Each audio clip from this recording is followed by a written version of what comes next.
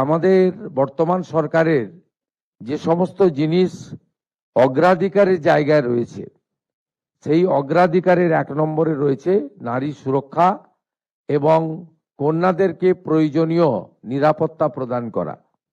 তাই আমি আশা করব ভারতীয় ন্যায় সংহিতা, পস্কো আইন এবং নির্ভয়ার ঘটনার পর থেকে আমাদের এই রাজ্যের অভয়ার ঘটনা পর্যন্ত এখান থেকে আমরা যে তিক্ত অভিজ্ঞতা সঞ্চয় করেছি, সেই তিক্ত অভিজ্ঞতা সঞ্চয় করে আমাদের এই নারীদেরকে এবং কন্যাদেরকে আমরা সুরক্ষা প্রদান করব, জাস্টিস দেব এবং তার জন্য এই সরকার জিরো টলারেন্স নীতিতে চলবে।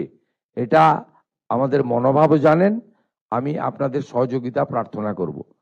আমি আশা করব আজকে দুটি পরিষেবা হলো। হ্যাঁ, আমি জানি ম্যান পাওয়ারের শর্টেজ রয়েছে। আমি জানি একই থানার বিল্ডিংয়ে আপনাদেরকে ছোট্ট করে কিয়স্ক তৈরি করে হেল্প ডেস্ক করে বসতে হয়েছে। পরিকাঠামোর অনেক অভাব রয়েছে।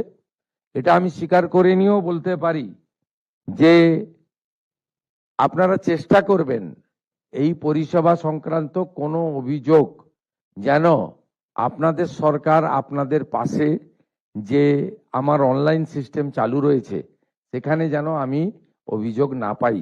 এটা দেখতে হবে। আমি কিছুদিন টাইম দিচ্ছি যাতে এটাকে আপনারা ঠিকঠাক করে নিতে পারেন।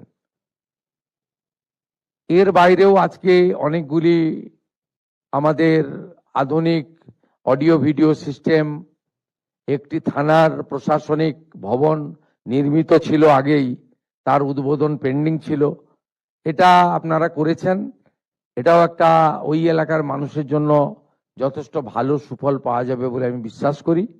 এবং আমি যেটা গুরুত্ব দিতে চাই আপনাদেরকে, সেটা হচ্ছে সুরক্ষিত পুলিশ বাহিনী, শৃঙ্খলিত পুলিশ বাহিনী এবং পুলিশের সংখ্যা, তার সঙ্গে আধুনিক ইনফ্রাস্ট্রাকচার এবং লজিস্টিক সাপোর্ট, এর মধ্য দিয়ে আমরা যাতে পশ্চিমবঙ্গ পুলিশকে অন্যান্য রাজ্যের পুলিশ বা দিল্লি পুলিশ বা প্যারামিলিটারি ফোর্সেস সমতুল্য করতে পারি, এই ব্যবস্থা আমাদেরকে নিতে